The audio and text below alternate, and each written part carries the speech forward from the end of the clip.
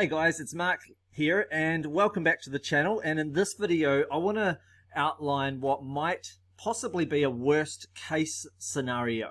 So bear in mind when we talk about a worst case scenario, and in this case for Bitcoin and the overall of the crypto market, when we talk about a worst case scenario, it may never play out, okay? So there were YouTubers out there talking about worst case scenarios when COVID hit right here, and it turned out we were already at the bottom. Same with, you go back further in time, there's quite often, you start to think, what's the worst case when you get into the bottom phases of a market? You start to think about those sort of things. So I don't want this video to be sort of like a bit of, it's not there to scare you, it's more just to be aware so that you never go all in, and to keep yourself safe, and also to always consider spreading your risk of the types of activities you do, versus say online marketing, earning US dollars versus say digital crypto investments and so forth, versus which currencies you're in, versus whether you go in on a currency that you want to get into. Like you want to just edge your way into investing, not go all in. Otherwise, you can either get very, very lucky or have to hold on for a very long time, or you can get very unlucky, with all in. But there's less luck required if you go in bits because of what you'll see as I explain this video, because it's very hard to time the bottom. And that's not to say people haven't in the past, but there's also a lot of people that have got things wrong. And here's a reason why things can go wrong. Okay, so I'm looking at this linear, regression graph of the Bitcoin price over time since 2015, but it extends all the way back before then. We still find the whole way through, the bottoms have been round about where we hit this white line. There's the black swan event. COVID took us below the white line, but generally, all the way back, this is a roundabout on a logarithmic regression, predicts roughly the tops and roughly the bottoms. This time we didn't get a blow off top, but it is certainly been pretty good overall at predicting these things. However, and I know you will have seen these on other YouTubers' videos, these logarithmic regression graphs. Do they stand the test of time longer term over multiple decades? Well, it's hard to say that with Bitcoin because Bitcoin's only been around for, 12 years or something like that. So what about looking at something else like gold, for instance? So let's go over and have a look at gold. So I'm looking at the price of gold from 1970 to 1981, or just before 1970. So almost the same length of time that Bitcoins have been around. And before that, there was just a little bit of a flat area before this. But anyway, there was a little pump there, straight across, had some nice rises, and definitely a bit of a bull run period here. We had lower interest rates, not low interest rates, and then obviously interest rates got raised around there. Not that it was all correlated with interest rates, because there were periods where interest rates were high and it was still going up. But anyway, if that was all you ever knew of the gold market, let's say gold had been invented here and you were at this point, it would be very similar to the effect of Bitcoin. People would be saying this is a new paradigm and stuff, and people have made, obviously it's not as big a X's on their money as what Bitcoin has made, because gold was around before then.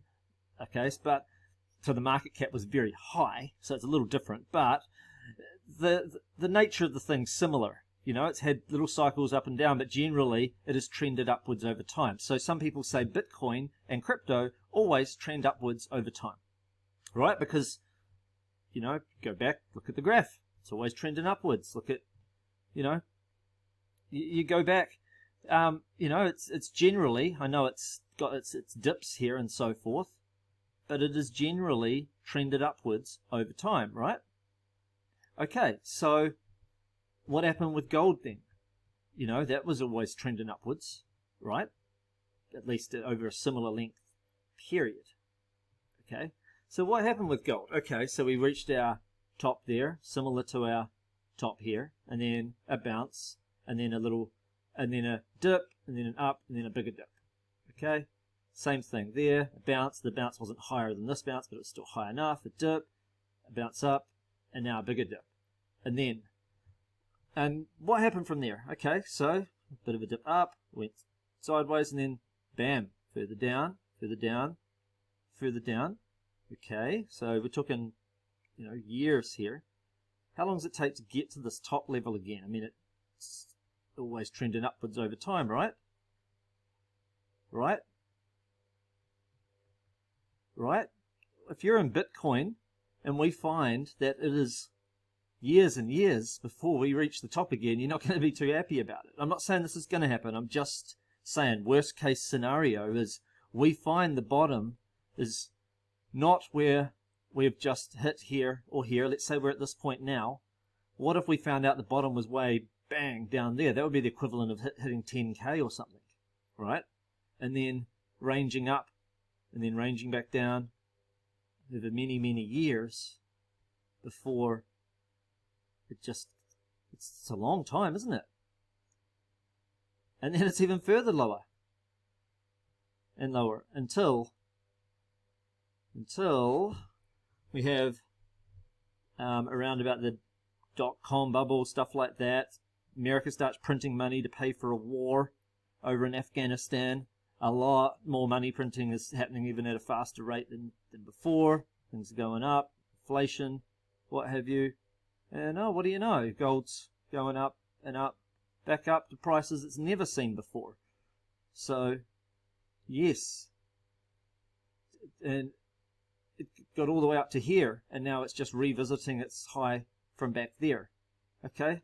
I'm not suggesting that this is what's going to happen with Bitcoin.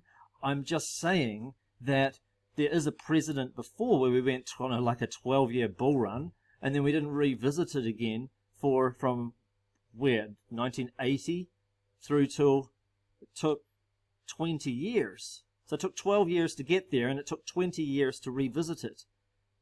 Okay, and then it went on another, it's quite a big spree since then, especially if you'd bought down here to up there. But in terms of breaking even, it took a long time. People won't wait 20 years in crypto. Crypto's got a much lower market cap than gold. So it's very, very unlikely that things play out over these longer time frames like it did with gold. But things don't have to fit these regression graphs forever. This here, the model can be broken. I'm just saying. I'm not saying it's not going to keep going up, but it's not impossible that the Fed keeps raising interest rates, that US dollar strength goes up, and it keeps raising them for, they did say it might be 6 more rate hikes, and then you could end up, we're not hitting this, we're hitting lower, maybe it'll be tough to get down here, but the moment the bottom falls out, if it fell out, you could go down here, and then all of a sudden you're finding that you're at levels that have never been seen before, but and now it becomes part of the next model for the next cycle that, this is the lowest you can achieve. Okay, so what if we're doing a big elongated Wyckoff model? Okay, so Wyckoff logic. So over the years of Bitcoin, it's kind of done this Wyckoff logic where it kind of like, people are accumulating. There's a bit of a cause that everyone's getting behind with Bitcoin. It comes up, comes down, comes up, comes down, comes up. Oh, that's kind of like 2021. Back down, up, down. The failed rally would be hitting the 68K perhaps, and then you're down here, and that's about where we are now. And then the doomsday would be for us, and would be to hit here, and then you'd go back into this accumulation phase like that.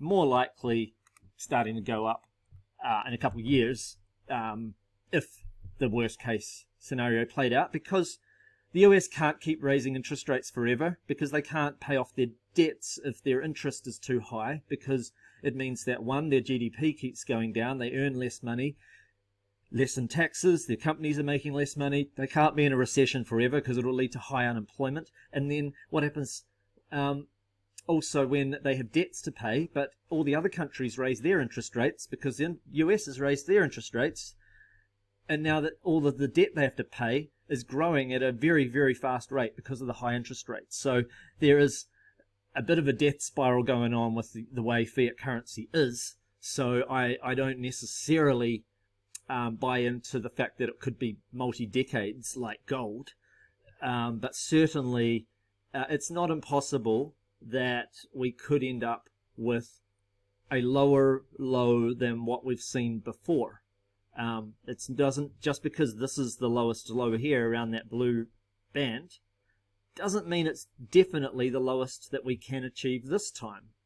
Because in the whole time that the last 22 years, US has never raised interest rates by 50 basis points.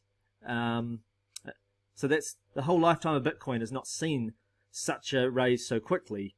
Yet they are likely to raise it by 50 basis points in their next meeting again. And then they might raise it again by 25, and then by another 25, and then by another 25 for the periods thereafter, so as to really just completely, send inflation in the opposite direction, start a recession, yes, but basically it's kind of like a wipeout of all the rubbish as well, both on the stock market and in crypto.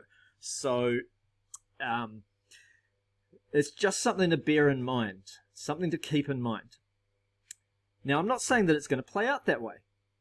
We have seen scenarios in the past where interest rate hikes and so forth, when it comes to gold, when it comes to Bitcoin and so forth, we've seen times where it's just the first rate hike, maybe even the second one, that has an impact. Beyond that, all of a sudden, the market turns around, everything seems to be able to handle living with high interest rates, and we're all starting to move back into normality again, even with further rate hikes. But the key factor that we want to look for is that the inflation itself is going down. So if inflation itself, right now it's about 8.3% in the US, if that number hits a 7 or something, that's more of an indication as to where we may be on a macro cycle bottom.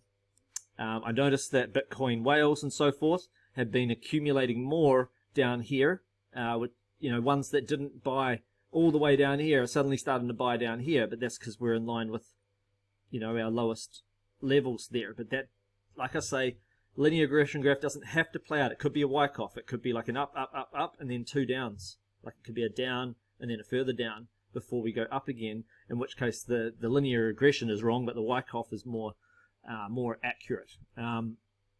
Okay, so just to bear that in mind, I know that could sound rather bearish, but I'm not entirely bearish at all. It's just that I like to keep in mind the downside, while I also look at all of the positive side that can play out as well. So there's different ways that things can play out. This could be the bottom. Maybe we might go a tiny bit lower in the next 4 weeks, with another basis point hike, and that may be the bottom. But around there, over the next 4 weeks, we may find the bottom. Then everything that happens from then on may just creep across, kind of like we've done here, and it might creep across until we eventually end up with interest rates have to come down because they can't leave the country in a recession forever. They will have to print money to help pay off debts because those debts are getting higher because of the interest rates being higher, and then all of a sudden everything just starts to fly up. I mean, that's probably a more likely scenario, okay, than the that extra bearish one. But by not going all in, you have a chance to be able to buy. If we do end up in those scenarios, then you end up in the ultimate buying opportunity, and you don't want to have gone all in before that, unless it's money you can really do without for several years, because you may have to wait if we go lower than what history has told us that we can. Okay, so I hope that you guys find this to be helpful. Feel free to like the video, that's really helpful. Subscribe to the channel. Dislike the video if you don't like it. Comment, please let me know what your thoughts are on all of this, and more. I appreciate your comments. I think the thing to be aware is that there's a lot of extra factors involved. There's the stock market, but there's inflation. There's a whole lot of trickle-down effect going on. And crypto is more affected by it now because it's got a lot of institutional investors that that kind of do a lot of their tradings in large bags of stuff, and they portfolio rebalance. And that portfolio rebalancing can include the risky assets, like when I say risky, I mean tech stocks. I mean, and that Bitcoin goes into that as well. That, you know, they all just sort of get cast with the same brush, basically. So anyway, that's it for this particular video. I hope you enjoy it, and I'll see you in the next one. Bye for now, everybody.